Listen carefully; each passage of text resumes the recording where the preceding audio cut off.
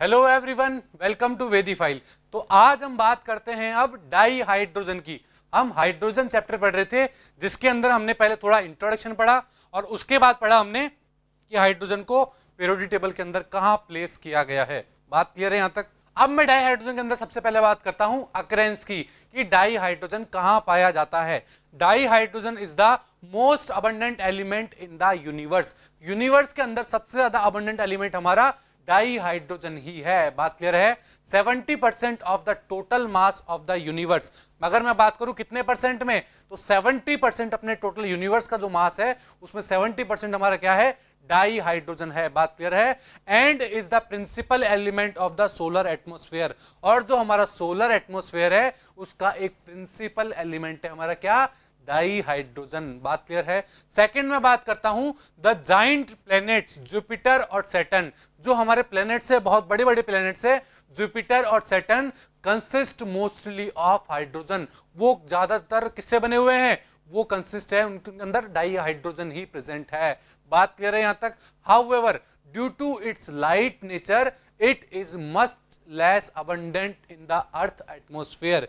Hydrogen का light nature होने की वजह से, दैट मींस हल्का होने की वजह से, वो अर्थ एटमॉस्फेयर में बहुत कम अमाउंट में पाया जाता है। 0.15% बाय मास ही वो अर्थ क्रस्ट के अंदर पाया जाता है, अर्थ एटमॉस्फेयर के अंदर पाया जाता है।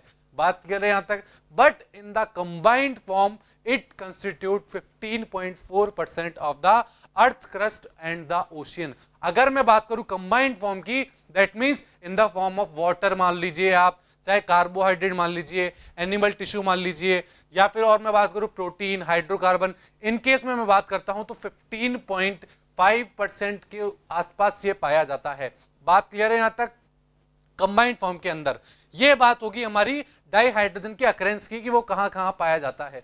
अब मैं बात करता हूं, आगे बढ़ने से पहले सबसे पहले हम पढ़ेंगे आइसोटोप ऑफ हाइड्रोजन, कि हाइड्रोजन के आइसोटोप कौन कौन से होते हैं। बात क्लियर है? अब सबसे पहले मैं बात करूं कि आइसोटोप्स क्या होते हैं, ये बताइए बच्चों। आइसोटोप्स वो होते हैं जिनका एटॉमिक नंबर तो सेम हो बट उनका मास नंबर डिफरेंट आ जाए, तो वो मेरे दो कंपाउंड, दो एलिमेंट आपस में आइसोटोप कहलाएंगे।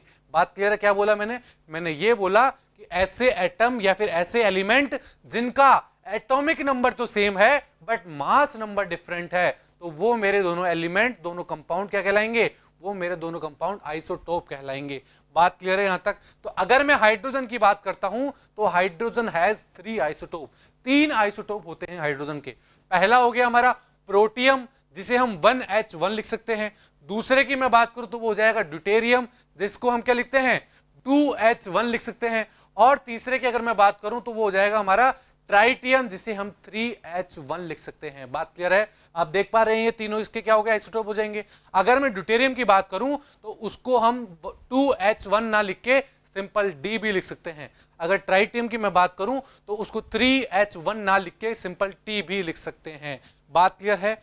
अब एक क्वेश्चन उठता है, हमको कैसे पता लगा कि आइसोटोप ये आपस में कैसे डिफरेंट है? कैसे पता लगा कि भाई ये अलग होगा, ये अलग होगा, ये अलग होगा? इनमें कोई ना कोई डिफरेंस तो आ रहा होगा।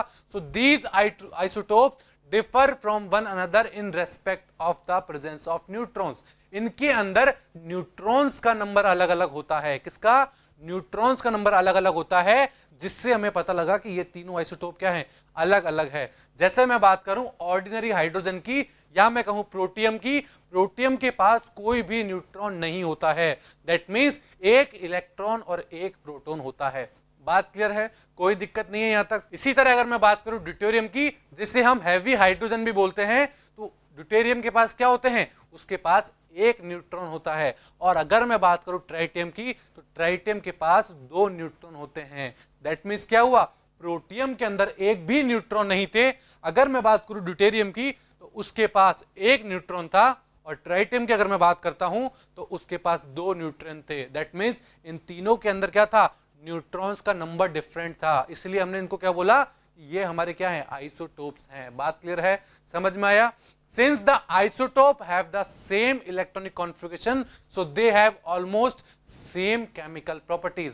आप सब देख रहे हैं तीनों का एटॉमिक नंबर तो 1 ही है। अगर तीनों का एटॉमिक नंबर 1 है तो तीनों का इलेक्ट्रॉनिक कॉन्फ़िगरेशन भी सेम आएगा, और अगर इलेक्ट्रॉनिक कॉन्फ़िगरेशन भी सेम आएगा तो कुछ हद तक ऑलमोस्ट सम केमिकल प्रॉपर्टीज क्या होगी, इन तीनों की सिमिलर ही होगी। बात क्लियर है? The only difference is in their rate of reaction, बस उनमें चेंज किसका होगा, रेट ऑफ रिएक्शन का चेंज होगा। दैट मींस कोई रिएक्शन बहुत जल्दी करेगा और कोई रिएक्शन बहुत थोड़ी कम स्पीड से करेगा। बात क्लियर है? अब ऐसा भी क्यों होता होगा, mainly due to their different enthalpy of bond dissociation, because वहां पर बॉन्ड डिसोसिएशन एनर्जी क्या रही होगी, डिफरेंट रही होगी, इसलिए उनके बीच में क्या होगी, रेट ऑफ रिएक्शन अलग अलग होगी। अगर मैं बात करूं प्रोटियम की, तो प्रोटियम के अंदर बॉन्ड डिसोसिएशन एंथैल्पी होती है 435.88 किलो जूल पर मोल।